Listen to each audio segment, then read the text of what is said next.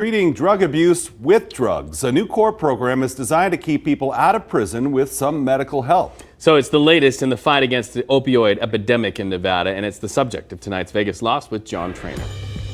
Yeah, we usually focus on juvenile justice issues, but when something this unique happens in the adult system, we want to tell you about it. A new program aims to help drug users stay out of prison with medicine. In Judge Linda Bell's courtroom, all the men and women in front of her share some things in common.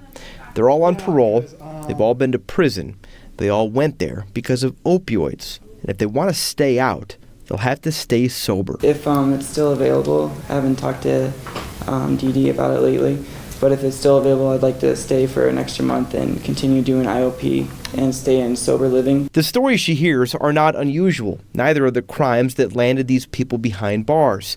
Opioids have increasingly played a role in crimes on Las Vegas streets, but this court is not usual at all. Here is where people can find help if they want it. On traditional parole, they'd be responsible for staying sober and putting their life back together by themselves, getting a job, housing, all while being supervised by a parole officer, being policed by random drug tests, and being followed closely by the dependency on the drug that has a constant grip on them. It can be an impossible task. A lot of people come out of prison and they don't have anything, and it's very hard to be successful. So Judge Bell created this. It's re-entry court. People on parole who struggle with opioids can come here.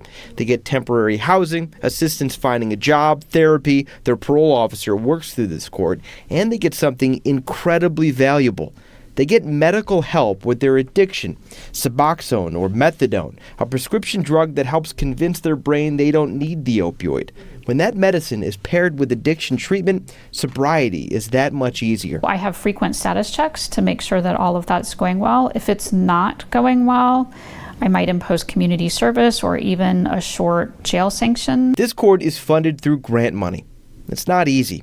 Take it from Mark Conway, who's just days away from graduating. I guess I would just have to say it's a lifestyle change.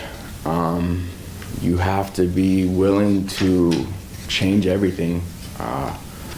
People, places, things, and you have to really want it, and it's difficult because your whole life changes because you're so used to one thing and now you're changing your whole life.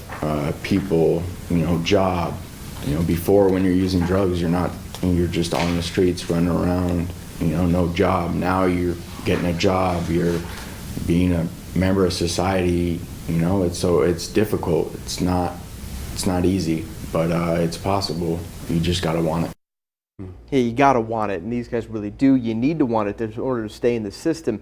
This program runs the length of parole, which can be as little as 6 months in Nevada. They want to do it more. DOC is thinking about having early release, getting people in this program for 2 years, maybe even longer possibly, where you can really see this medicine and the therapy take effect. It's a positive or powerful statement he just made in that courtroom, and just remember how it ended. It is possible. It absolutely is possible. Very difficult, but very possible. In the fight for their life, John. Right. Thank you. Well, you can email story ideas to vegaslost@news3lv.com or call the Vegas Lost hotline.